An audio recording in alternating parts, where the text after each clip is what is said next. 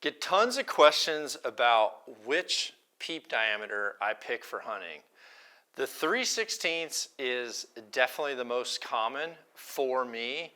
I like the 3/16 because at my draw length and at my personal distance between this peep sight and my scope when I'm at full draw, it allows this to be a perfect eclipse. So if this peep is, or my head is adjusted so my peep isn't perfectly centered, I can just start to see a little daylight on one side or the other of the white.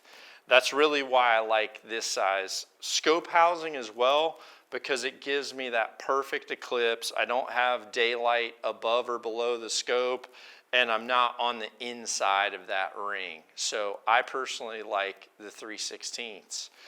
Now, if I was going to be shooting a slightly larger housing, like if I had a multi-pin sight, and honestly, the reason why I've liked the multi-pin sights that Spot Hogg has, or especially the one I'm holding, is this diameter is much closer to the 2-pin type scope that I use as well.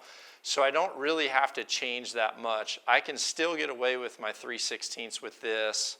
However, if I liked the bigger ring aperture, like this one that I've got on, in that case, I could go to the next larger size. I might bump up to that 7/32 or even the 1/4 inch. Now, on a shorter axle to axle bow, depending on a couple things, one, the size of your cam, the brace height that you have with this shorter axle to axle bow, or your draw length, all those will start to change string angle. So even though the axle to axle length is 30, the real question is, what's the real length when it comes to where this string is coming off the cam when it's at full draw? Because that's going to start to change your triangle with your string at full draw, and it's also going to start to change where that peep is when you consider the spacing from your eyeball to that peep.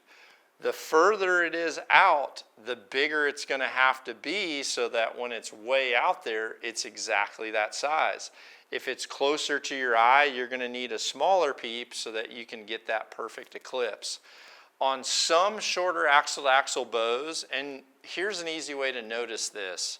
If on one bow, your peep height from the top of your top nock to the center of that peep, if this distance is one measurement on one bow, and then on the next bow, your peep needs to be a 1/2 inch higher, well, then you know that that string angle is getting much tighter and that peep is actually going to be further from your eye.